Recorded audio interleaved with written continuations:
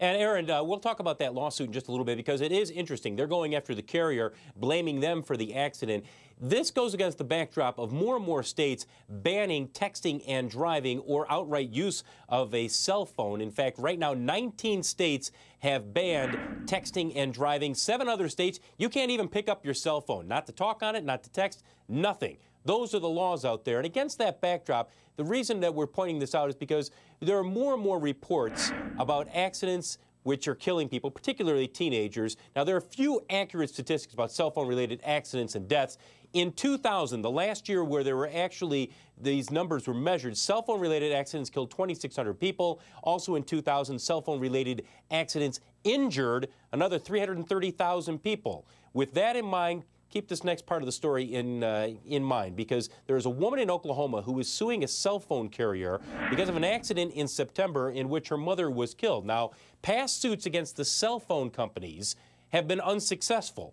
The legal question is, would a carrier warning on a cell phone saying, listen, you shouldn't text and drive, you should not be talking while driving, would that stop people from using cell phones? Also, should the carriers be responsible for drivers acting inappropriately? So, Aaron, it'll be interesting to see what happens with this lawsuit, but I should point out, doing some research on this, past lawsuits in other states against cell phone carriers, they've not been successful, and it's easy to see why.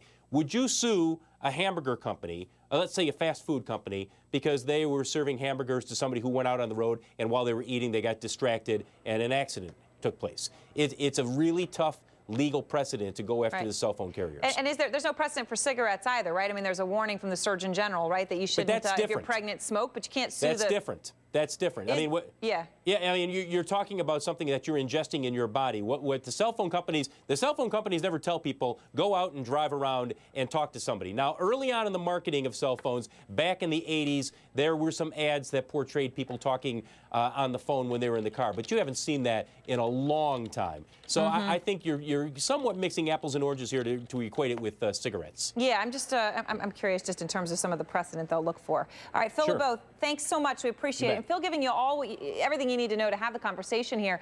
Is the wireless industry doing enough to promote cell phone safety while driving? Weighing in, John Walls is the Vice President of Public Affairs for the Wireless Association. Jonathan Adkins is with the Governor's Highway Safety Association. Good to have both of you with us. And John, let's just start with you. I don't know what example you think may be most appropriate here, but do you think that cell phone companies, if they put a warning on, or at least as they have publicly say texting while driving is not safe, should in any way be liable when people die because they text while driving? Well, I think the primary issue here is about education. How important is that in the marketplace? And we think we have a great track record in that regard. We've been on this point for the last 10 years or so, talking about safety being the ultimate responsibility for every driver. We've refreshed our campaign, just relaunched it with the National Safety Council, telling teens particularly on the road, off the phone. And we have a website, onroadofphone.org, with that message, a PSA with that message. We don't think texting and safe driving are compatible whatsoever. We support those laws, and so we think we've gone a long way toward taking a very responsible position in this area. Jonathan, would you agree that the cell phone companies have taken a responsible position and are doing enough at this time?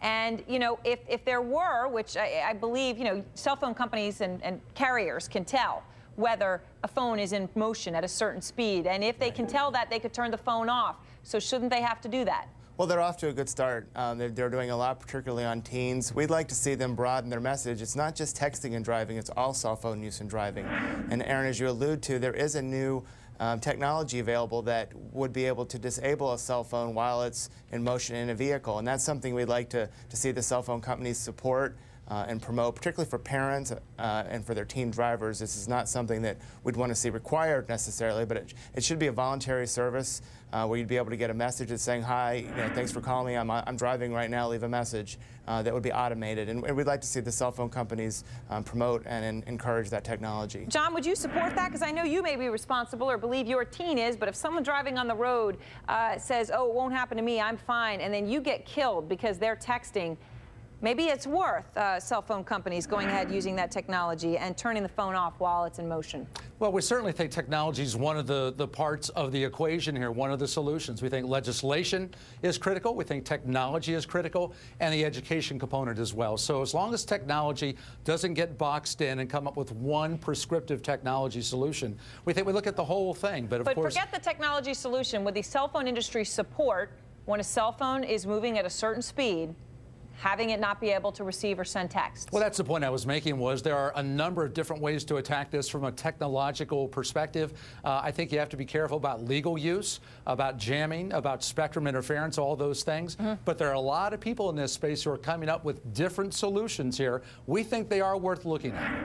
So it's worth looking at, not yet a formal position on it. Jonathan, is he moving in the right direction, or do you think he's not? Oh, they're definitely moving in the right direction. As an example, you were talking about cigarettes, but I typically look at the alcohol industry. Alcohol is a product that we like to enjoy, but it needs to be used safely. And the alcohol companies in recent years have done a lot with education. But we're really at the beginning with the distracted driving issue, and I think the wireless industry has put a lot of money where their mouth is, so to speak. We'd like to see them, as I said, enhance that message. It's not just texting.